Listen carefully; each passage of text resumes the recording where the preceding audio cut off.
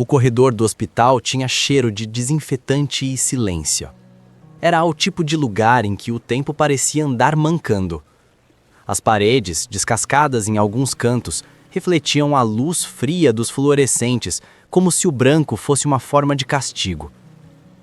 Entre os sons de passos apressados e bips longínquos de monitores, um senhor de paletó simples, chapéu gasto e uma bengala de madeira esperava. Chamava-se Seu Álvaro, 68 anos, aposentado, olhar de quem já viveu mais despedidas do que reencontros. Tinha chegado cedo, como quem ainda respeita a pontualidade mesmo quando o mundo já não liga para isso. O relógio marcava 10h15 quando o Dr. Renato Vasques, homem de terno impecável e jaleco engomado, passou apressado pelo corredor falando ao celular. As enfermeiras reendireitaram, os estagiários baixaram o tom e até o carrinho de medicação pareceu parar por respeito. Renato tinha o tipo de presença que não pedia licença, tomava espaço. Seu Álvaro levantou um pouco a bengala, como que impede atenção sem ousar interromper. Doutor, o senhor tem um minutinho? A voz saiu baixa, respeitosa, quase um pedido de desculpas. Renato nem olhou. Passou por ele como se atravessasse o vento. Fala com a recepção, senhor, respondeu sem reduzir o passo. O som dos sapatos caros se perdeu pelo corredor, deixando o velho imóvel, com o olhar preso no chão. Havia um bilhete amassado em sua mão. Uma lista de sintomas rabiscada pela filha, que o obrigara a vir depois de meses adiando. A enfermeira Lívia, moça nova, percebeu o desconforto e tentou sorrir. Eu posso ver se consigo adiantar o senhor, tá bem? Mas ele só balançou a cabeça, lento. Não precisa, minha filha. Eu espero. O tempo não me deve mais nada. Sentou-se de novo no banco frio, olhando as pessoas passarem. Uma mãe chorava perto da porta de emergência. Um menino dormia no colo da avó. A vida seguia mesmo quando doía. Renato voltou minutos depois, ainda com o telefone no ouvido. Falava com alguém importante, pela forma como ria. A cirurgia de ontem foi um sucesso. O hospital quer meu nome na placa. Claro que eu aceito. Quando passou pelo velho de novo, fingiu que não viu. Mas por um instante, o olhar de Lívia o seguiu com leve reprovação. Ela tinha visto aquela cena dezenas de vezes, paciente simples virando mobília no corredor. Renato era excelente médico, mas péssimo com pessoas. Achava que empatia era perda de tempo. Minutos depois, o elevador se abriu.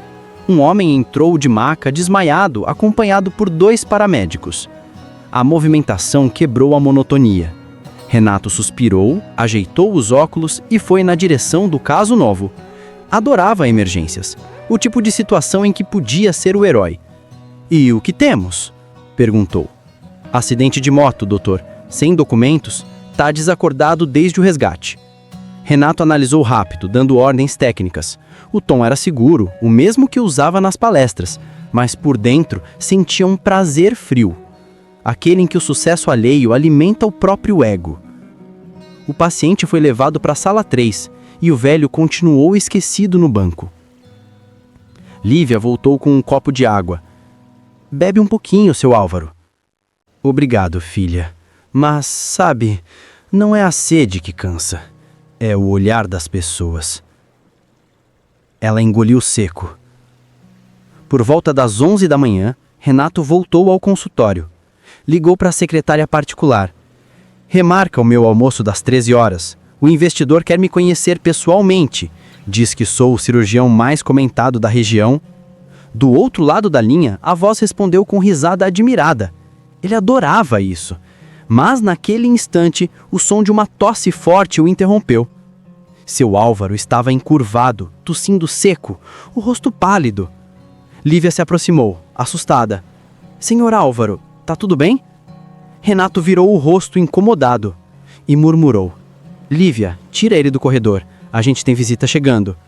Doutor, ele precisa de ajuda. Insistiu ela, tensa. Ele precisa esperar como os outros. Aqui não é pronto-socorro de bairro. Lívia respirou fundo. Com licença, então. E correu buscar uma cadeira de rodas. Enquanto ela saía, Renato endireitou o jaleco, observando o reflexo no vidro. A porta da sala 3 se abriu. Doutor, o paciente da moto acordou! Gritou um enfermeiro. Renato sorriu. Finalmente uma boa notícia! Entrou na sala com um ar triunfante. O homem da maca, agora desperto, tentava focar os olhos. O rosto estava machucado, mas o olhar era firme, lúcido. Fique calmo, você está num hospital. Eu sou o Dr. Renato Vasques. O homem piscou devagar. Tentou falar, mas a voz falhou. Meu pai. Renato não entendeu. Depois a gente fala de família. Primeiro preciso avaliar. Mas algo na entonação do paciente fez Lívia arregalar os olhos. Ela olhou discretamente para o corredor. Doutor, acho que ele está falando do senhor idoso lá fora. Renato arqueou as aspersões. Do quê? O paciente respirou fundo e murmurou. Meu pai estava me esperando para almoçar hoje. Disse que vinha aqui medir a pressão. O silêncio caiu pesado. Lívia saiu correndo. No corredor, seu Álvaro estava caído. A bengala tombada ao lado. O tempo pareceu parar. O médico correu pela primeira vez naquele dia. O ego ficou para trás, junto com o celular e a pose. Ele ajoelhou-se, os dedos tremendo. Seu Álvaro, me ouve. O velho abriu os olhos com dificuldade. O senhor agora me viu. Essa frase atravessou o ar como uma agulha fina. Renato tentou iniciar reanimação, pedindo socorro, mas as palavras saíam trópegas. O monitor apitou, a pressão caiu. O velho sorriu fraco. Não se culpe, doutor. A vida ensina na hora certa. E a hora certa chegou ali. Renato segurou nos braços, impotente. Quando o som contínuo do aparelho preencheu o ar, o médico não era o mesmo homem. O corpo foi levado discretamente, nenhuma sirene, nenhum barulho. Apenas o som baixo da bengala rolando pelo chão até parar nos pés de Renato. Ele abaixou, pegou e não conseguiu soltar. Na sala 3, o filho chamava o pai sem saber da verdade. Renato engoliu o choro e pediu para ninguém contar ainda. Saiu andando pelo corredor, devagar, como quem pela primeira vez sentia o peso da própria arrogância. A luz fria parecia mais branca, mais cruel. E foi nesse silêncio que o hospital inteiro percebeu. Aquele médico finalmente havia sido curado da doença mais antiga do mundo, o ego. Se você acredita que respeito e empatia ainda podem salvar o mundo, comente aqui. A vida sempre encontra um jeito de ensinar. E se essa história te tocou, deixe o seu like, se inscreve e ajuda a espalhar mensagens que lembram o valor de cada vida. 2 dias depois, o hospital amanheceu mais quieto. Renato estava no mesmo corredor, mas não era o mesmo homem. A camisa amarrotada, o olhar baixo, a voz cansada. Havia passado a noite revendo gravações das câmeras, relendo relatórios, tentando entender como não percebeu o que estava na frente dele. Um pai esperando, um olhar pedindo atenção, uma vida que se apagou em silêncio. Na portaria, uma moça de semblante simples chegou. Trazia uma pasta velha de documentos e uma rosa branca. Eu sou a Clara, filha do Sr. Álvaro. Lívia a reconheceu. Sinto muito, dona Clara. Ele foi um homem doce. Ele sempre dizia que gentileza é a única herança que vale a pena. Renato apareceu atrás, com passos lentos. É a senhora Clara? Eu era o médico de plantão. Ela o olhou com calma, sem raiva. Meu pai não culpava ninguém. Dizia que a vida é paciente, só queria ser ouvido. Aquelas palavras acertaram Renato como anestesia na alma. Ele pediu desculpas, mas as desculpas pareciam pequenas demais. Clara, antes de sair, abriu a pasta. Isso aqui é o que ele trouxe para o senhor. Dentro havia um envelope amassado. Renato o abriu. Era uma carta, escrita com caligrafia tremida. Doutor Renato, eu ouvi dizer que o senhor é o melhor. Não vim buscar milagre, só um pouco de atenção. Quando a gente chega na idade que eu cheguei, o corpo dói menos que o descaso. Se o senhor puder me ouvir 5 minutos, já vale o caminho.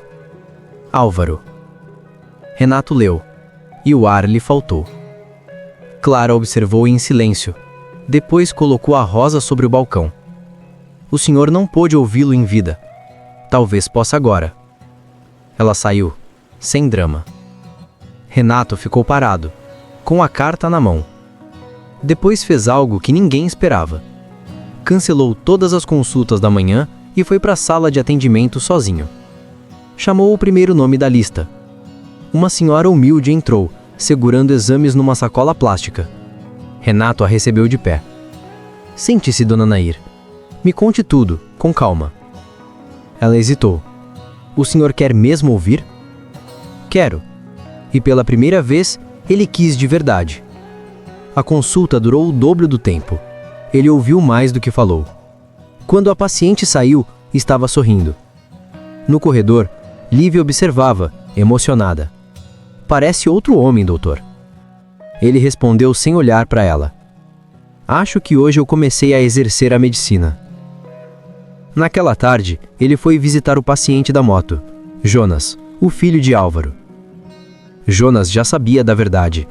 Tinha recebido a notícia com um silêncio que doía mais do que grito. Quando o médico entrou, Jonas estava olhando pela janela, o braço ainda engessado. Vim me desculpar. Jonas virou devagar. O senhor não tem culpa de tudo, mas às vezes o silêncio mata mais do que a doença. Renato assentiu. Eu aprendi isso do pior jeito.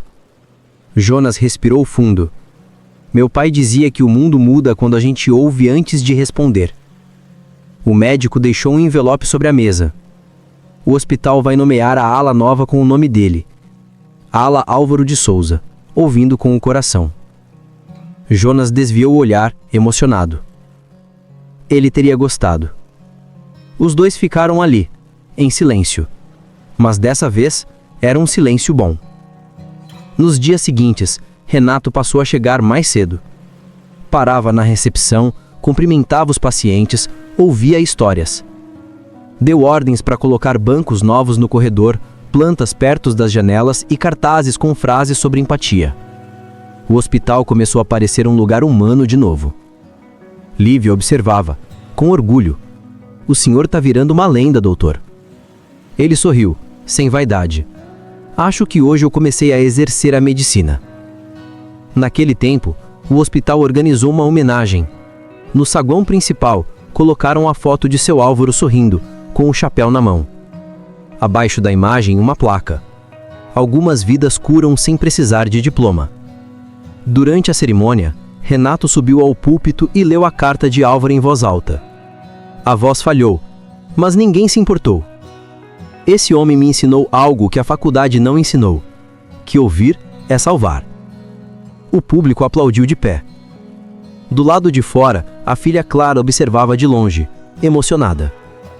A brisa soprou, e a rosa branca que ela trazia na mão caiu, rolando até o degrau onde Renato estava. Ele abaixou, pegou e sorriu. Obrigado, seu Álvaro. Quando o hospital se esvaziou, ele voltou ao corredor onde tudo começou. A luz estava mais quente, o silêncio menos duro. Sentou-se no mesmo banco onde o velho esperara. Olhou o teto, respirou fundo.